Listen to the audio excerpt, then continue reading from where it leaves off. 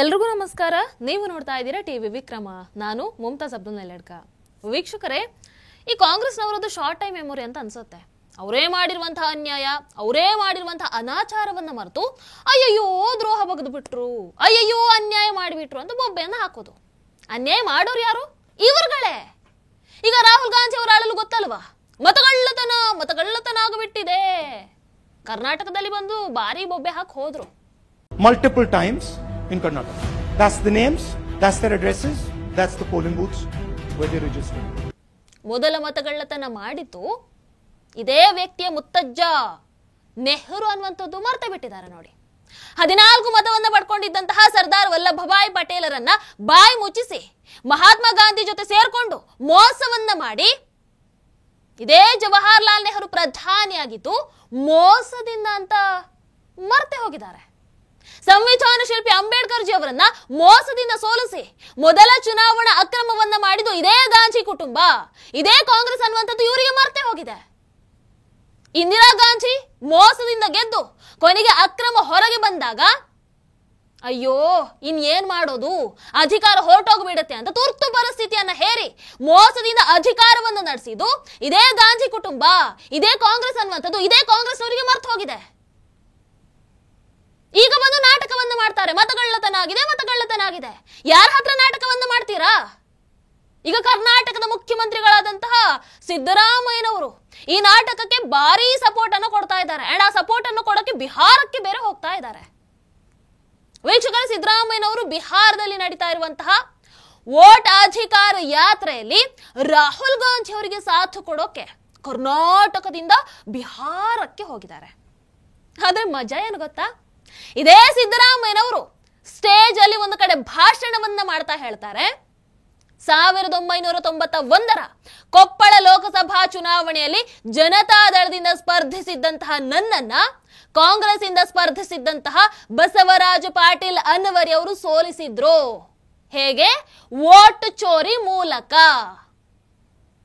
ನಾನು ಹೇಳ್ತಾ ಇರೋದಲ್ಲ, ಸ್ವತಃ ಸಿದ್ದರಾಮಯ್ಯನವರೇ ತುಂಬಿದ ಸಭೆಯಲ್ಲಿ ಒಪ್ಪಿಕೊಳ್ತಾರೆ ಇದನ್ನ. ಆಮೇಲೆ ನಾನು 91ನೇ ಇಸ್ವಿನಲ್ಲಿ ಪಾರ್ಲಿಮೆಂಟ್ ನಿಂತಿದ್ದೆ, ನಾನು ಸೋತ್ಬಿಟ್ಟೆ. ಅದು ಮೋಸದಿಂದ ಸೋತೆ ಅಂತ ಇಟ್ಕೊಳ್ಳೋಣ. ಆಗ ಇವ್ರ ಕಲೆ ಕೇಸ್ ಹಾಕ್ಸಿದೆ ನಾನು. ಎಲ್ ಜಿ ಅವನೂರವರು ಕೂಡ ಆರ್ಗ್ಯುಮೆಂಟ್ ಮಾಡಿದ್ರು. ಇವರು ಡ್ರಾಫ್ಟಿಂಗ್ ಎಲ್ಲ ಇವರೇ ಮಾಡಿದ್ರು. ಆಮೇಲೆ ನಾನು 91ನೇ ಇಸ್ವಿನಲ್ಲಿ ಪಾರ್ಲಿಮೆಂಟ್ ನಿಂತಿದ್ದೆ, ನಾನು ಸೋತ್ಬಿಟ್ಟೆ. ಅದು ಮೋಸದಿಂದ ಸೋತೆ ಅಂತ ಇಟ್ಕೊಳ್ಳೋಣ. ಆಗ ಇವ್ರ ಕಲೆ ಕೇಸ್ ಹಾಕ್ಸಿದೆ ನಾನು. ಎಲ್ ಜಿ ಅವನೂರವರು ಕೂಡ ಆರ್ಗ್ಯುಮೆಂಟ್ ಮಾಡಿದ್ರು. ಇವರು ಡ್ರಾಫ್ಟಿಂಗ್ ಎಲ್ಲ ಇವರೇ ಮಾಡಿದ್ರು. ಅಂದ್ರೆ ಸಿದ್ದರಾಮಯ್ಯನವರು ಜೆಡಿಎಸ್ ನಲ್ಲಿ ಇರುವಾಗ ಇದೇ ಕಾಂಗ್ರೆಸ್ ಇಂದ ಅವರಿಗೆ ಅನ್ಯಾಯ ಆಗಿದೆ. ಈ ಗಾಂಧಿ ಕುಟುಂಬ ಈ ಕಾಂಗ್ರೆಸ್ನ ಮತಗಳ್ಳತನದ ಆಟಕ್ಕೆ ಸ್ವತಃ ಸಿದ್ದರಾಮಯ್ಯನವರೇ ಬಲಿ ಆಗಿದ್ದಾರೆ. ಆದ್ರೆ ಇವತ್ತೇನ್ ಮಾಡೋದು? ಕಾಂಗ್ರೆಸ್ಗೆ ಬಂದು ಮುಖ್ಯಮಂತ್ರಿ ಆಗಿಬಿಟ್ಟಿದ್ದಾರೆ. ಇನ್ನೊಂದು 2.5 ವರ್ಷ ಹಿಂಗಾದ್ರೂ ಮಾಡಿ ಡಿ.ಕೆ. ಶಿವಕುಮಾರ್ ಅವರನ್ನ ಸೈಡಿಗೆ ತಳ್ಳಿ ನಾನೇ ಮುಖ್ಯಮಂತ್ರಿ ಪಟ್ಟಕ್ಕೆ ಫೆವಿಕ್ವಿಕ್ ಹಾಕಿ ಕೂತ್ಕೊಳ್ಬೇಕನ್ನುವಂತಹ ಕಾರಣಕ್ಕೋಸ್ಕರ ಆ ದುರಾಸೆಗೆ ಬಿದ್ದು ಪಾಪ ಹಳೆದೆಲ್ಲ ಮರ್ತು ಸ್ವಾಭಿಮಾನ ಅನ್ನುವಂಥದ್ದನ್ನ ಪಕ್ಕಕ್ಕೆ ಇಟ್ಟು, ಅಲ್ಲ ಸ್ವಾಭಿಮಾನ ಬಿಡಿ, ಕಾಂಗ್ರೆಸ್ ಪಕ್ಷದಲ್ಲಿ ಇರುವಂತವರಿಗೆ ಈ ಸ್ವಾಭಿಮಾನ ಅನ್ನೋದು ಯಾವತ್ತೂ ನೆನಪೇ ಆಗಬಾರದು. ಆಗದ ಹಾಗೆ ಗಾಂಧಿ ಕುಟುಂಬ ನೋಡ್ಕೊಳ್ಳುತ್ತೆ ಬಿಡಿ. ಫ್ರೆಶ್ ಉದಾಹರಣೆ ಬೇಕಾದ್ರೆ ಡಿ.ಕೆ. ಶಿವಕುಮಾರ್ ಅವರು ಇಲ್ಲವೇ ಸಾರಿ ಕೇಳಿದ್ದು ನೆನಪಿದೆ ಅಲ್ವಾ? ಇವತ್ತು ಬಿಹಾರದಲ್ಲಿ ಹೈಕಮಾಂಡ್ ತಾಳಕ್ಕೆ ವೋಟ್ ಚೋರಿ ಅನ್ನುವಂತಹ ಸುಳ್ಳಿನ ಕಾರ್ಯಕ್ರಮದಲ್ಲಿ ಡ್ಯಾನ್ಸ್ ಮಾಡೋದಕ್ಕೆ ಸಿದ್ದರಾಮಯ್ಯನವರು ಕರ್ನಾಟಕದಿಂದ ಅಲ್ಲಿಗೆ ಹೋಗಿದ್ದಾರೆ. ಅಲ್ಲಿ ನಾನು ಕೇಳೋದು, ಯಾವ ಮುಖವನ್ನ ಇಟ್ಕೊಂಡು ಬಿಹಾರಕ್ಕೆ ವೋಟ್ ಚೋರಿ ಅನ್ನುವಂತಹ ಸುಳ್ಳು ಪ್ರಚಾರಕ್ಕೆ ಹೋಗ್ತಾ ಇದ್ದೀರಿ ಸಿದ್ದರಾಮಯ್ಯನವರೇ? ಅವತ್ತು ಕಾಂಗ್ರೆಸ್ ವೋಟ್ ಚೋರಿ ಮೋಸದ ವಿರುದ್ಧ ಕೋರ್ಟ್ ಮೆಟ್ಟಿಲೇರಿದಂತಹ ನಿಮಗೆ ಇವತ್ತು ನಿಮ್ಮ ದೇವರಾದಂತಹ ರಾಹುಲ್ ಗಾಂಧಿ ಅವರಿಗೆ ಅಯ್ಯೋ ಸಾಕಪ್ಪ, ನಿನ್ನ ಬೀದಿ ನಾಟಕ ಸಾಕು, ಇವೆಲ್ಲವನ್ನ ಬಿಟ್ಟು ಅಷ್ಟೊಂದು ತಾಕತ್ತಿದ್ರೆ ನಿನ್ನ ಜೊತೆ ಪ್ರೂಫ್ ಇದ್ರೆ ಕೋರ್ಟಲ್ಲಿ ಹೋಗಿ ನ್ಯಾಯವನ್ನ ಕೇಳು ಅಂತ ಹೇಳಬಹುದಲ್ವಾ? ಯಾಕೆ ಆ ತಾಕತ್ತಿಲ್ವಾ? ಭಯಾನ? ಭಯ ಇದೆ ಗೊತ್ತು ಬಿಡಿ. ಇಲ್ಲಾಂದ್ರೆ ಒಂದು ಸಮಯದಲ್ಲಿ ತಾವೇ ಸ್ವತಃ ಅನ್ಯಾಯಕ್ಕೆ ಒಳಗಾದಂತಹ ನೀವು ಇವತ್ತು ಅದೇ ಮುಖವನ್ನ ಇಟ್ಕೊಂಡು ಬಿಹಾರದಲ್ಲಿ ರಾಹುಲ್ ಗಾಂಧಿ ಅವರು ನಡೆಸ್ತಾ ಇರುವಂತಹ ವೋಟ್ ಅಧಿಕಾರಿ ಯಾತ್ರದಲ್ಲಿ ಹೆಂಗೆ ಭಾಗವಹಿಸ್ತಾ ಇದ್ರಿ?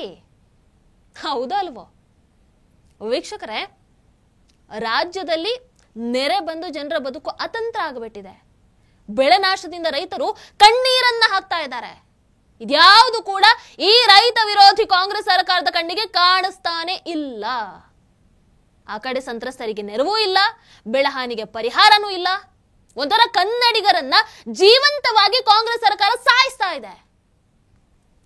ಅದೇ ವಯನಾಡಲ್ಲಿ ಭೂಕುಸಿತ ಆದ್ರೆ ಅಯ್ಯೋ ನನ್ನ ಮನಸ್ಸಿಗೆ ತುಂಬಾ ಬೇಜಾರಾಗ್ಬಿಟ್ಟಿದೆ, ಬಹಳ ನೋವಾಗ್ಬಿಟ್ಟಿದೆ, ಕರ್ನಾಟಕ ಸರ್ಕಾರದಿಂದ 100 ಮನೆಯನ್ನ ಕಟ್ಟಿಸಿಕೊಡ್ತೀವಿ ಅಂತ ಹೇಳ್ತಾರೆ ಸಿದ್ದರಾಮಯ್ಯನವರು. ವಯನಾಡಲ್ಲಿ ಆನೆ ದಾಳಿಯಿಂದ ವ್ಯಕ್ತಿಯ ಸಾವಾದ್ರೆ ನನ್ನ ಸಹೋದರನ ಸಾವಿನಿಂದ ದುಃಖದಲ್ಲಿದ್ದೀನಿ, ಕರ್ನಾಟಕ ಸರ್ಕಾರದಿಂದ ಆತನಿಗೆ ಪರಿಹಾರವನ್ನು ಕೊಡ್ತೀನಿ ಅಂತ ಹೇಳ್ತಾರೆ. ಯಾಕಂದ್ರೆ ಅಲ್ಲಿ ಪ್ರಿಯಾಂಕಾ ಗಾಂಧಿ ಇದ್ದಾರೆ, ರಾಹುಲ್ ಗಾಂಧಿ ಇದ್ದಾರೆ. ಓಲೈಕೆ ಮಾಡಬೇಡ್ವೆ? ಅದೇ ನಮ್ಮಲ್ಲಿ ಪ್ರವಾಹನೇ ಬರಲಿ, ಯಾರೇ ಸಾಯಲಿ, ಸಾರಿಗೆ ಇಲಾಖೆ ಬರ್ಬಾದಾಗಿ ಹೋಗ್ಲಿ, ಶಿಕ್ಷಣ ಇಲಾಖೆ ಪಾಪರೇ ಆಗ್ಲಿ, ಸಹಕಾರಿ ಇಲಾಖೆ ದಿವಾಳಿನೇ ಎದ್ದು ಹೋಗ್ಲಿ, ಕನ್ನಡ ಸಂಸ್ಕೃತಿ ಇಲಾಖೆ ದಿವಾಳಿನೇ ಎದ್ದು ಹೋಗ್ಲಿ, ಮಹಿಳಾ ಮಕ್ಕಳ ಕಲ್ಯಾಣ ಇಲಾಖೆ ದಿವಾಳಿನೇ ಎದ್ದು ಹೋಗ್ಲಿ, ಆರೋಗ್ಯ ಇಲಾಖೆ ಬರ್ಬಾದೆ ಆಗ್ಲಿ, ನಗರಾಭಿವೃದ್ಧಿ ಇಲಾಖೆ ದಿವಾಳಿ ಆಗ್ಲಿ, ಲೋಕೋಪಯೋಗಿ ಇಲಾಖೆ ಅಯ್ಯೋ ಪಾಪರಾದ್ರೂ ಪರವಾಗಿಲ್ಲ, ಆಹಾರ ಮತ್ತು ನಾಗರಿಕ ಇಲಾಖೆ ದಿವಾಳಿ ಎದ್ದು ಹೋದ್ರೂ ಪರವಾಗಿಲ್ಲ, ವಸತಿ ಇಲಾಖೆ ಬರ್ಬಾದೆ ಆಗಲಿ. ಅದ್ಯಾವುದು ಇವರ ಕಣ್ಣಿಗೆ ಕಾಣಿಸೋದೇ ಇಲ್ಲ. ಅದರ ಬಗ್ಗೆ ಮಾತಾಡೋದಕ್ಕೆ ಇವರಿಗೆ ಬಾಯಿನೂ ಬರಲ್ಲ. No comments. ಹೌದಲ್ವೋ? ನಿಮ್ಮ ರಾಜ್ಯವನ್ನೇ ನೋಡ್ಕೊಳ್ಳೋದಕ್ಕೆ ಆಗದಂತಹ ನೀವೇನ್ರಿ ಇನ್ನೊಂದು ರಾಜ್ಯದ ಕಡೆಗೆ ಹೋಗೋದು? ಬಿಹಾರಕ್ಕೆ ಹೋಗ್ತೀರಾ? ನಿಮಗೇನು ಅಧಿಕಾರ ಇದೆ, ನಮ್ಮ ತೆರಿಗೆದಾರರ ಹಣ ಇದೆ, ಮಜಾ ಮಾಡ್ತೀರಾ ನೀವುಗಳು. ಆದ್ರೆ ರಾಜ್ಯದ ಜನರ ಪರಿಸ್ಥಿತಿಯನ್ನ ಕೇಳೋರು ಯಾರು? ಗ್ಯಾರಂಟಿ ಕೊಟ್ರಿ, 5 ಗ್ಯಾರಂಟಿ ಏನಾಯ್ತು? ರಾಜ್ಯವನ್ನ ಬರ್ಬಾದ್ ಮಾಡಿ ಹಾಕಿದ್ರಿ. ನಾಚಿಕೆ ಆಗಲ್ವಾ ನಿಮಗೆ? ಅನ್ಯಾಯಕ್ಕೆ ಒಳಗಾದ್ರೂ ಪರವಾಗಿಲ್ಲ, ನಿಮ್ಮಗಳಿಗೆ ಗಾಂಧಿ ಕುಟುಂಬವನ್ನ ಬೆಂಬಲಿಸಬೇಕು. ಅನ್ಯಾಯ ಆದ್ರೂ ಪರವಾಗಿಲ್ಲ, ಸುಳ್ಳು ಹೇಳ್ಕೊಂಡು ಓಡಾಡಬೇಕು. ಇನ್ನು ಎಷ್ಟು ದಿನ ಅಂತ ಜನ ಎಲ್ಲವನ್ನ ಗಮನಿಸ್ತಾ ಇದ್ದಾರೆ ಸಿದ್ದರಾಮಯ್ಯನವರೇ. ಇವೆಲ್ಲದಕ್ಕೂ ಈ ಬಾರಿ ಅಂತೂ ಜನರು ಒಂದು ಫುಲ್ ಸ್ಟಾಪ್ ಅನ್ನ ಇಟ್ಟೇ ಇಡ್ತಾರೆ, ನೆನಪಲ್ಲಿರಲಿ. ನಮಸ್ಕಾರ. ಟಿವಿ ವಿಕ್ರಮ, ದೇಶ ನಿಮ್ಮ ಕೈಯಲ್ಲಿ. ಈ ಕಾರ್ಯಕ್ರಮ ನಿಮಗೆ ಇಷ್ಟ ಆಗಿದ್ದಲ್ಲಿ ಲೈಕ್, ಶೇರ್ ಹಾಗೂ ಕಮೆಂಟ್ ಮಾಡಿ.